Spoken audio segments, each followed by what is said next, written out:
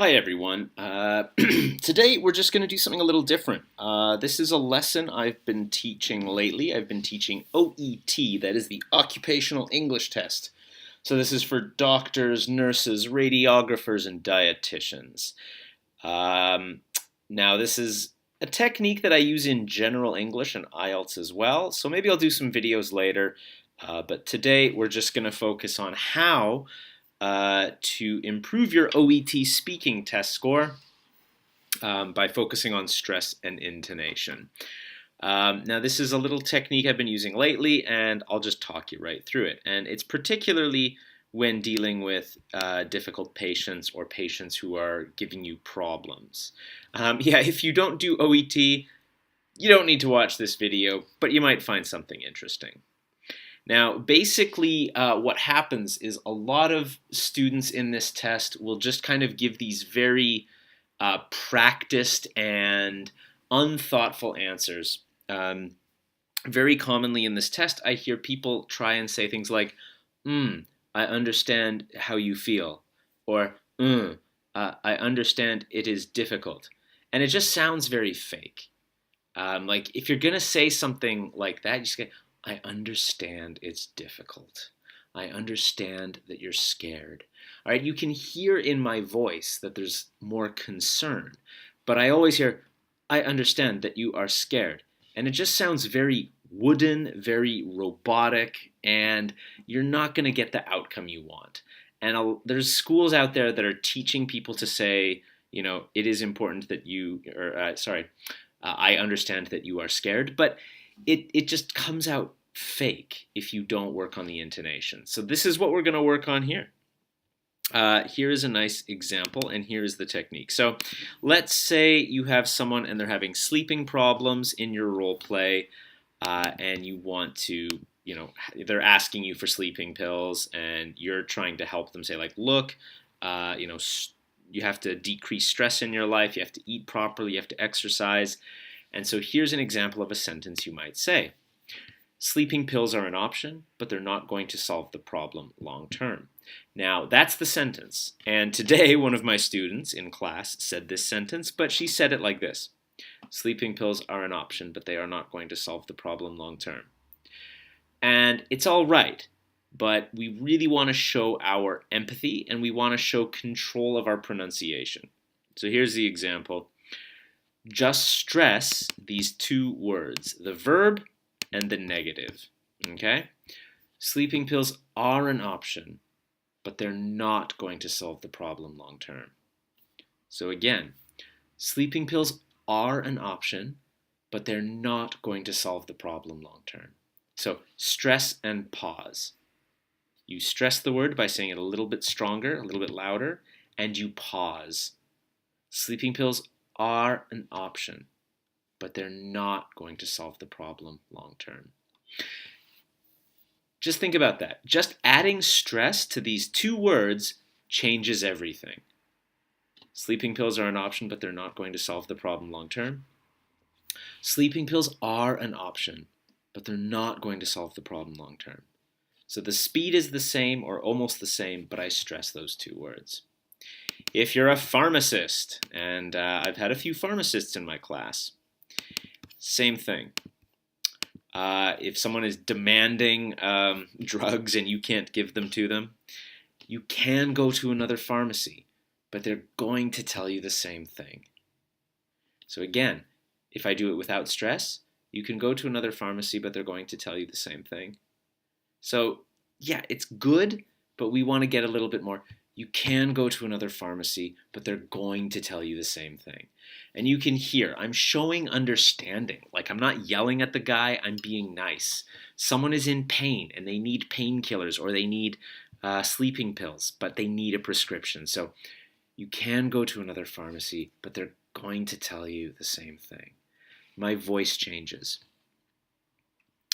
Another example, and pause and practice. That is the most important thing. It's easy for you to watch this video and say, yeah, I know, okay, easy. But then if you don't practice it, if you don't internalize it, you're not going to be able to do it in the test.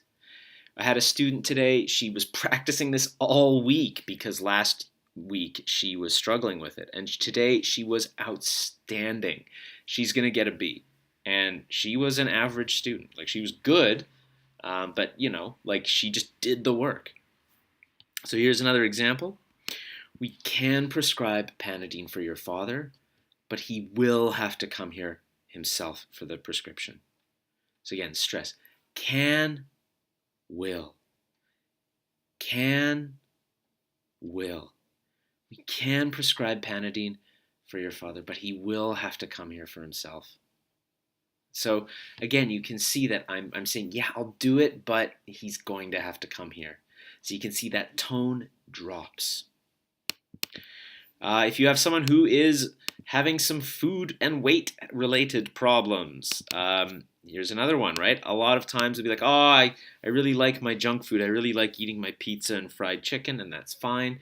So you can tell them, you don't have to give up your favorite foods, but you should try to add more fruits and vegetables. Nice and easy. Don't, should. Again, for contrast, I hear this a lot when I have new students. You don't have to give up your favorite foods, but you should try to add more fruits and vegetables. You don't have to go fast. Slow down. Slow down and enjoy it. You don't have to give up your favorite foods, but you should try to add more fruits and vegetables. And if you do this during the test, if you make little grammar mistakes, it won't matter, because the point of the test is to get your tone and empathy across. This one happens a lot. You have people who've had surgery and you're supposed to encourage exercise. Here's another nice example. So in this case, I'm going to do 3 words, sorry.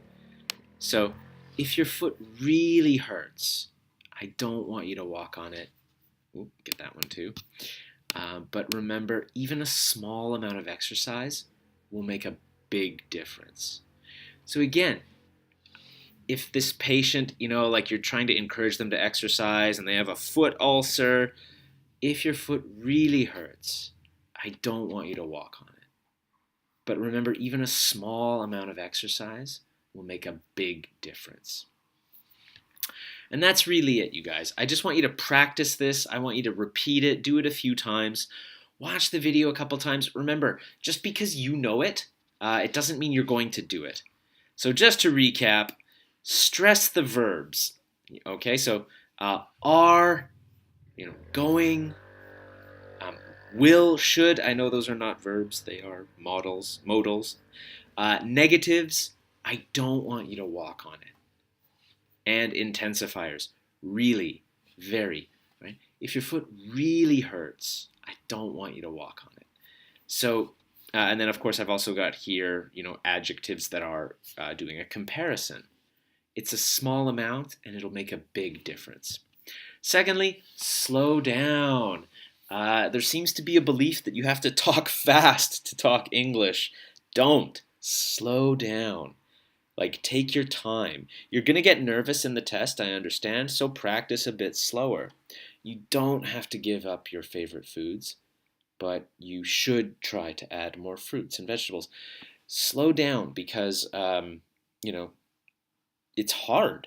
This role play, even if you were doing this in your native language, you would probably want to do it slow in case you need to change ideas. And remember, finally, repetition and internalization is more important than knowing. So practice this. Make it natural. Like if you're doing it in OET or you're doing it at work or you're having a conversation in English, this is fine. Like take your time and slow down and let your tongue, let the muscles in your mouth learn what to do. That is what's really important. Like your brain knows it, but your tongue and your throat don't. When you speak a different language, you are learning to use different muscles in your mouth. That's a very important thing. Maybe your tongue is going to be more active. Maybe your tongue is going to be closer to the front of your mouth. So practice these. Get feedback from someone you trust, someone who you think can help you improve your pronunciation, and you'll do great. Anyway, I'm going to leave it there. I hope this helped. Stay tuned. I'm hopefully going to get up some more videos on pronunciation later. Enjoy.